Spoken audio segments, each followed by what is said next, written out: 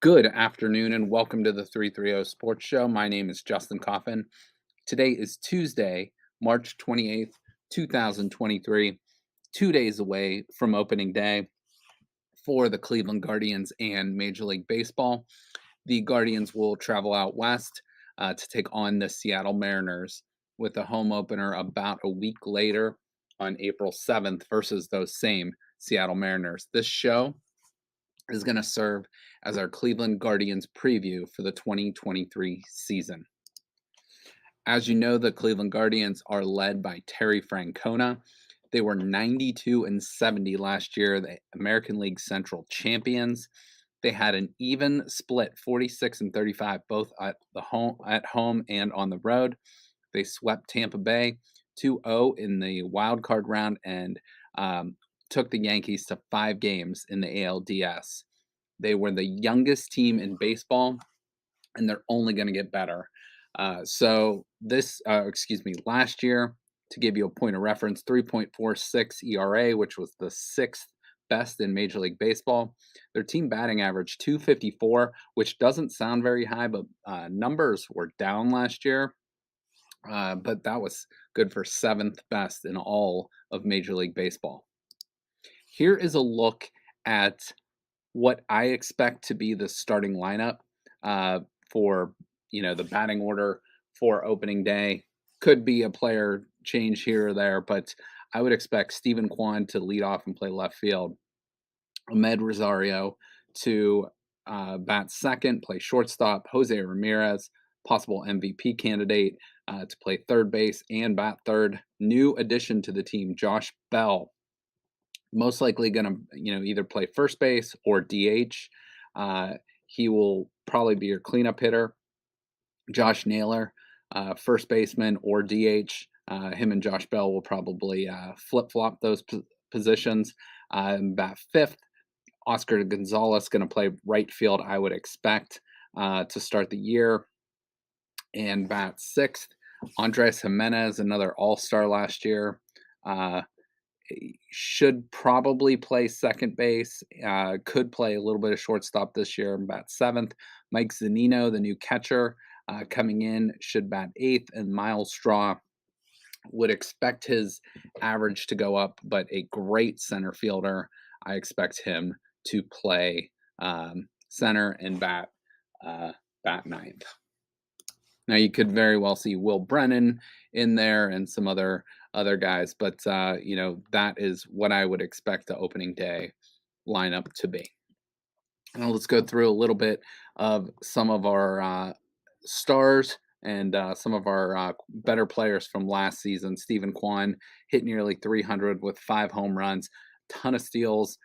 This team is going to run the bases well, and I think all the new rules, which we'll talk about here in a minute, are going to benefit this team greatly.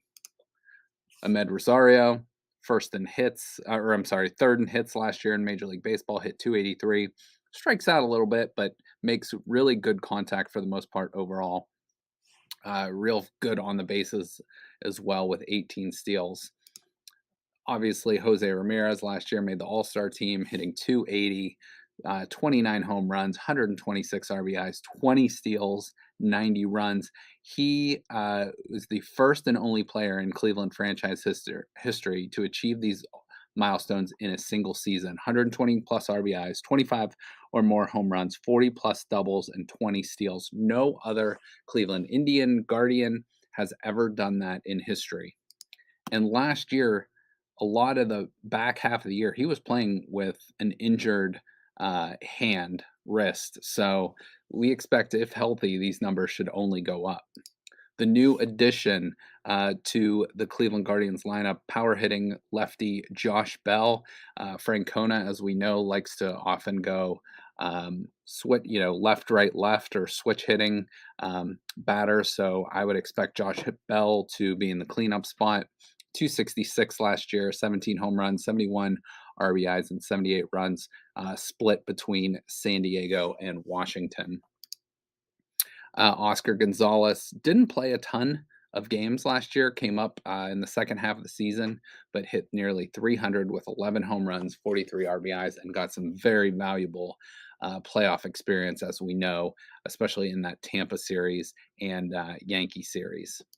Andres Jimenez, another All-Star last year, hit nearly 300, 17 home runs, 69 RBIs. Another guy with 20 steals, 66 runs, and had the sixth highest wins above replacement in all of baseball last year for a guy that can play shortstop, but will be the Cleveland opening day second baseman.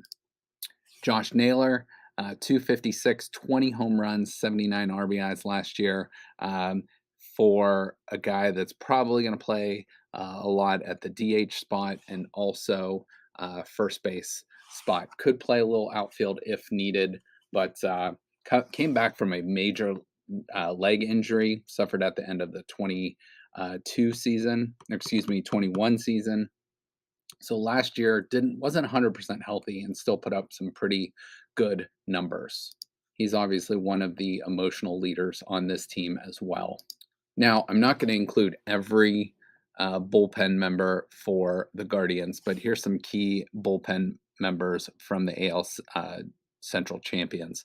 Manuel Clase, arguably the best closer in baseball, had a 1.36 ERA, 42 saves, 77 strikeouts in 72 innings last year. And look at that whip, which is walks and hits per inning pitch, 0.73. Just fantastic.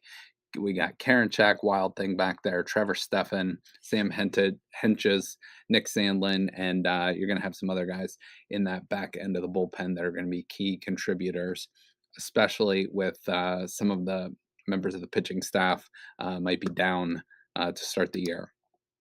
This guy will start the year on the mound for the Guardians. Shane Bieber, their ace, 13-8, 2.88 ERA in 200 innings last year, struck out nearly 200 batters with about a 1 whip on the season. Very consistent for the Guardians year in, year out. Need another big season for Shane Bieber to repeat as AL Central champs. Now, unfortunately, a big loss for the Guardians to start the year will be Tristan McKenzie will be down for about 6 to 8 weeks with an injury, and I believe it was a shoulder injury, but his numbers just get better every year. So when he comes back, that will bolster the Cleveland starting pitching and will be a welcome addition as we need him to be our number 2 starter. Cal Quantrill last year, 15-5, 3.38 ERA, a very good number 3 starter for this team. Will bump up to probably be the second starter behind Bieber until McKenzie is back. 128 strikeouts. Whip, not super great, but makes very, very good pitches. And he did lose Game 4 of the ALDS to the Yankees, but was 14-0 previous to that at Progressive Field. So get this guy a home start and good things usually happen. And then, as I mentioned, Emmanuel Clase, the closer, just an absolute stud. So that's where we're looking at for the Guardians. Now, again, I'm not exactly sure right now who is going to replace Tristan McKenzie in the starting rotation. We will see on that. But at the beginning of the year, you can usually get away with 4 starting pitchers for the first 3 weeks. So it's going to be about a month where the Guardians are going to have to find a 5th starter to come up and replace Tristan McKenzie until he is back. All right, let's go over some of these new rules in Major League Baseball this year. First of all, the pitch clock. This is a big one. When the bases are empty, there's going to be a 15-second pitch clock for the pitchers. There will be a 20-second pitch clock for when runners are on base. This is to obviously speed up the game, make it more entertaining, and keep the fans interested. So 15 seconds again as the bases are empty, 20 seconds with the runners on. The hitter gets 1 timeout per plate appearance, must be in the batter's box with 8 seconds left on the pitch clock. Pitchers get 2 disengagements, which is a pickoff attempt or step off per batter Violations are a balk, which means uh, or a ball or the runner will move up a base. Limits on pickoff attempts led to 26% increase in stolen base attempts in the minor leagues, where they have tried this out before.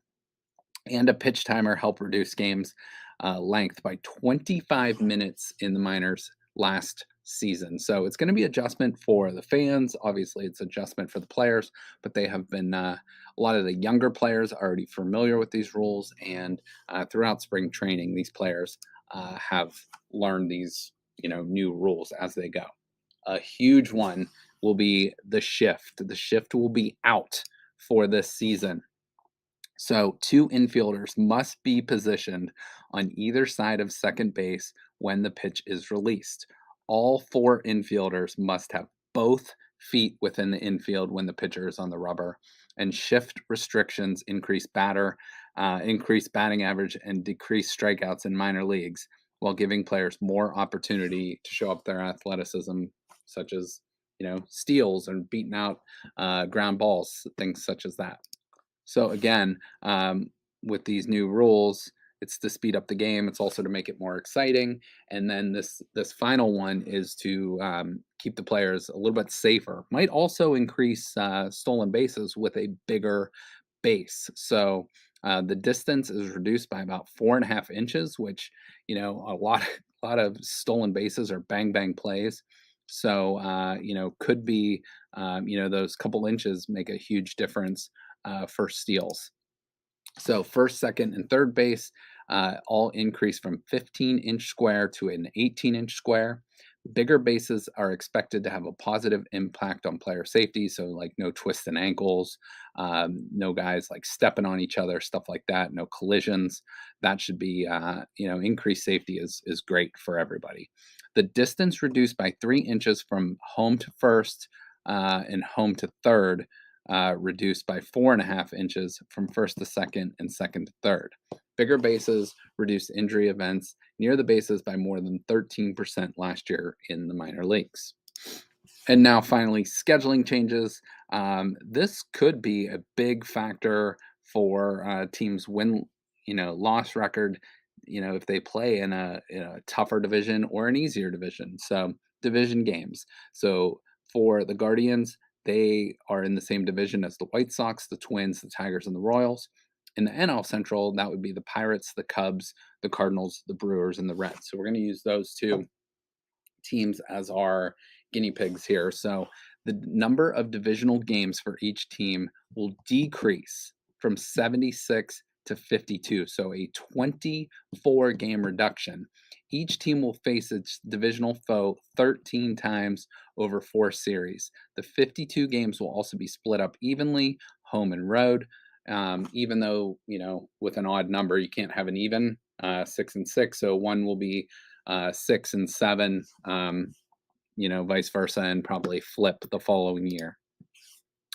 Again, for the American League, the Guardians will take on the Yankees, the Red Sox, the Rays, the Orioles, the Blue Jays, the Astros, the Mariners, the Rangers, the Athletics, and the Angels. This is called intra-league games. Now, there will be very little change to this.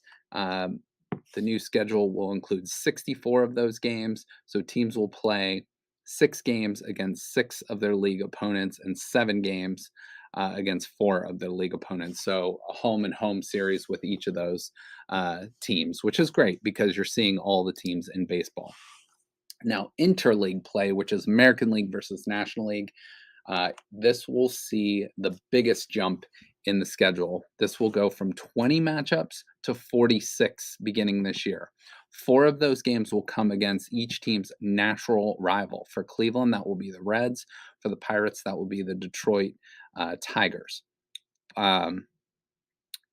Another team from the interleague, which is close, that's how they decided that.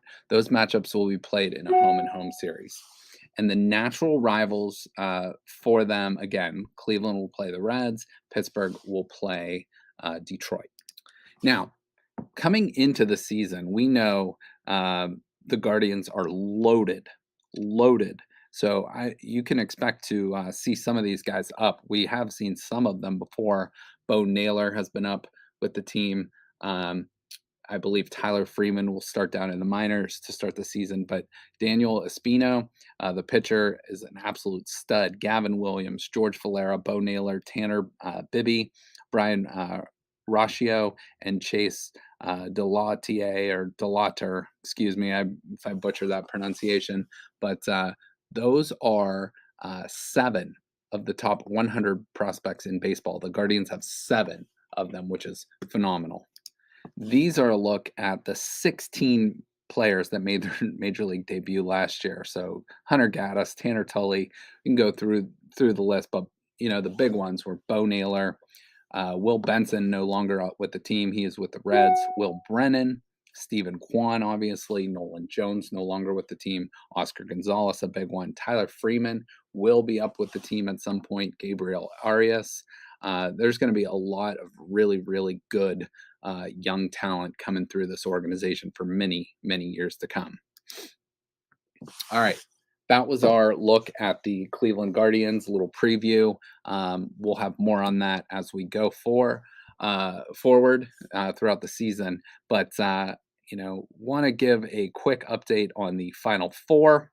Now we have Connecticut, Miami, Florida Atlantic, and San Diego State have all advanced to the Final Four. Connecticut, it's been a long time, but on their way, they beat Iona, St. Mary's, Arkansas, and just blew out Gonzaga. They are a 4 seed led by head coach Bobby Hurley. So expect them to be the favorites going forward this weekend. They will take on the Miami Hurricanes with Jim Larinaga. He advances the Final Four, and ironically, the last time he made it to the Final Four was with George Mason, and they took on those same Connecticut Huskies. But in their road to the Final Four, they took on Drake, Indiana, and they knocked out the number 1 and number 2 seeds, Houston and Texas, in their region. On the opposite side, you got Florida Atlantic from Boca Raton, just right up the road from Miami. They are led by head coach Dusty May. Their road to the Final Four, ironically, their toughest game, in my opinion, was their first round game against Memphis, which they very easily could have lost. They knocked off Cinderella Fairleigh Dickinson in the second round. They knocked off Tennessee and Kansas State in a really, really great game. San Diego Aztecs make it, led by Brian Dutcher. Their road to the Final Four, Charleston, Furman, and they knocked off number 1 overall seed Alabama and had a controversial ending, but the 2 right calls, in my opinion, to win against Creighton. So Florida Atlantic and San Diego State, the winner of that will meet the winner of Connecticut and Miami in the championship game next Monday. The Cleveland Cavaliers, they have clinched their playoff berth. They will most likely be the 4 seed. They have a slight chance to get to the number 3 seed, but no lower. So they will have home court advantage in the first round. They are 48-28 on the season, 30-8 at home, 18-20 on the road, 31-15 against the East, 17-13 against the West, 7-0 in overtime games. They are the number 9 offensive rated team in the league with 116 points per 100 possessions. They are the number 1 defensive team in the NBA based on defensive rating, 110 points per 100 possessions, which puts them at a 5.9 overall plus minus rating, which is number 2 overall in the NBA. And a look finally at their schedule. This is all that's left. Tonight, they got the Atlanta Hawks in Atlanta. They will take on the New York Knicks, most likely playoff team they will play. That will be at home. Then they will take on the Indiana Pacers. They have a 2-game road trip at Orlando, and then they will take on the Charlotte Hornets April 9th, which is Easter Sunday, at home to close out the regular season before the playoffs get underway. So that is a look at the Cleveland Guardians, the Final Four, and the Cleveland Cavaliers. We will keep you updated. Make sure to stay tuned and locked into our social media. We will have plenty of coverage on just about everything for you as we go forward. Appreciate you guys watching, listening, however you're following us. Make sure to follow us on social. on Youngstown Studio and the 330 Sports Show. And we appreciate you guys watching. Have a great day. We'll